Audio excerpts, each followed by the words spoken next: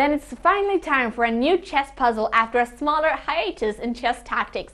This chess puzzle might actually be not that hard, but just enough to keep your chess tactics going during the December cold until next year.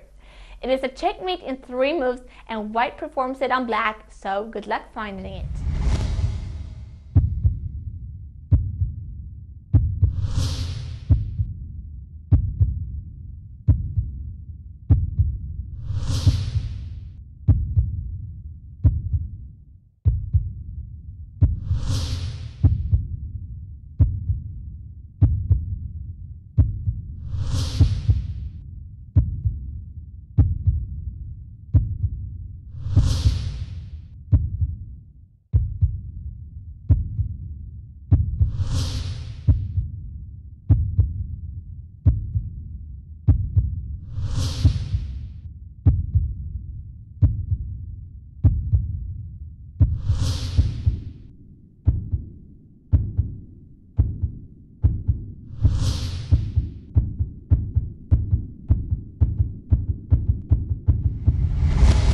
Well, admit it may even be a little bit too much for this puzzle because it was not that complicated, at least that's what I'm hoping.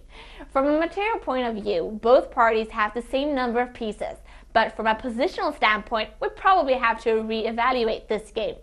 Well, we know there is a checkmate here in 3 moves, but if we just ignore that small advantage, we can also see that white has 3 extraordinary active pieces in the center, plus a strong F-line with the rook. Black, however, has neither performed a castle kingside nor developed the queen or the 2 knights.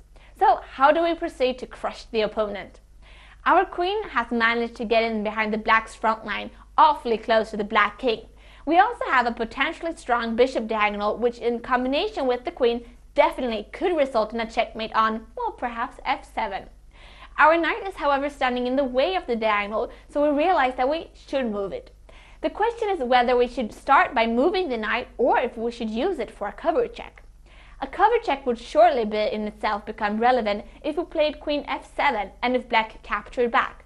But let's not sacrifice the queen without any further continuation, so we just remove that variation at once.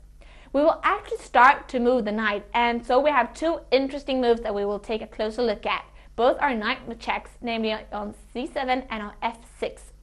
If we play knight c7 check, we have indeed a checkmate if the king goes to f8, but if the black queen captures the knight, this suddenly gets a new escape square, d8, and on a check on f7, he just goes to d8 and we don't have a checkmate in 1 move.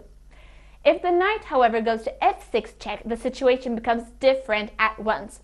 Black has 2 options here. He can go to f8 and then we checkmate in just 2 moves with queen to f7 checkmate.